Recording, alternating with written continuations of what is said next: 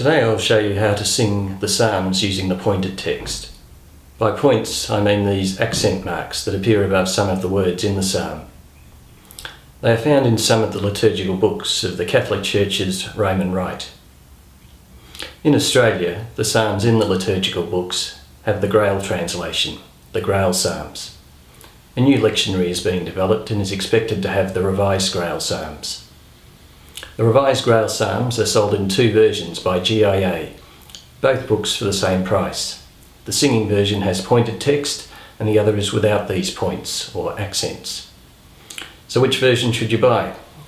Which version should appear in the new liturgical books? I think the singing version, with the points. I will try and explain why, how the points are useful. I will start with a demonstration using the points for Psalm 1.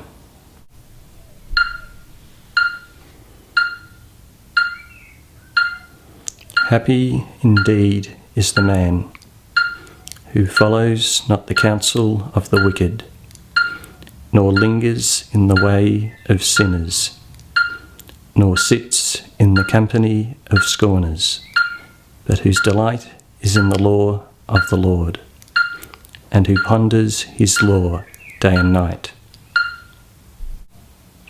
How are the points used? The pointed text indicates the rhythm of the verses, with the regular occurrence of accented or stressed syllables. The number of these is fixed for each line, but the number of syllables between the stresses is variable. The psalm is sung at an even pace. The tempo can be between 48 and 72 beats per minute of the metronome.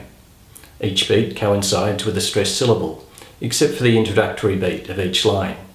So when a line begins with a stressed syllable, it must be preceded by a beat of silence.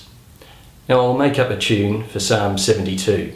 This also has 3 points in each line, so each line has 4 beats.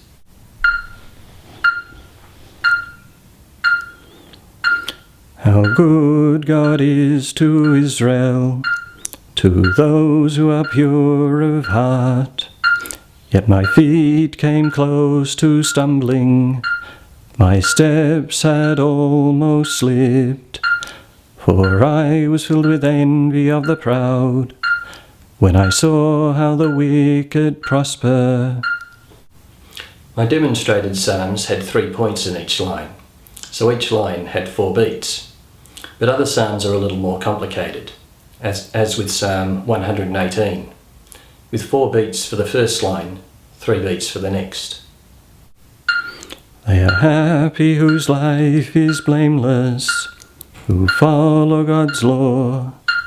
They are happy who do his will, seeking him with all their hearts, who never do anything evil, but walk in his ways. So these points in the Grail Psalms means there is a standard pace of saying or singing the psalms. My understanding is that other systems, like Gregorian chant, have a speed based on instructions like every word, every syllable should be sung as it would be uttered in good, clear speech. I find that difficult to understand, open to lots of interpretations. But setting a metronome to something like 60 beats per minute gives a standard way that enables a large group to stay in time. Recently I listened to a CD of a workshop from the Pray 2010 conference in Brisbane. Father Barry Craig spoke of his difficulty in saying the psalms with a group of other priests because of disagreements about the pace. With a metronome, a little practice, and psalms with points, a group can stay in time. Anyway, so I hope this gives a basic understanding of how the pointed text of the psalms works. In the Australian translations of the current liturgical books, one has the singing version, another has the psalms without the points, and a third has about half the psalms with these points and half without. So it has been a controversial question in the past. Today, GIA is selling 2 versions of the Revised Grail Psalms, with the points and without, so the different approaches continue. In Australia, all the books with the Liturgy of the Hours have the psalms with pointed text. In the lectionary, the same Grail Psalms are printed without these points. So at one stage, when I was singing the psalms in Mass, I would handwrite them in my missal. Here is another official liturgical book, the Simple Gradual. It's only in the last week that I've come to appreciate that it is an official liturgical book. the approved English translation of the Latin book Graduale Simplex. It is the Cordicum Originale of 20 December 1968. A 1970 booklet has, the ISOL translation became available in 1968. This translation has been officially approved for use in Australia. This book has markings for three systems of singing the psalms. The points for the Gelano psalmody, which I have been discussing. It also has other marks for Murray psalmody and Bevanot psalmody. At Mass I am used to having one psalm after the first reading, the responsorial psalm. But this book has a psalm for singing at the entrance, the offertory, and at communion. These psalms include the points. But for the responsorial psalm, it does not have the Gelano points. In the Liturgy of the Hours app, in the iPhone app Universalis, the psalms are without the points. The new 2010 Roman Missal has 3 of the Revised Grail Psalms. They are also without the points. Why leave them out? I think it's a mistake. It encourages people to say the psalms rather than sing or chant them. From the general instruction of the Roman Missal number 61, quote, "It is preferable for the responsorial psalm to be sung, at least as far as the people's response is concerned," unquote. So the way the psalms are printed should encourage singing, which the points do. Without the points, if the psalms are sung at Mass, the psalmist needs to take up another book or leaflet. Perhaps leaving out the points is to encourage composers to create new tunes for the psalms.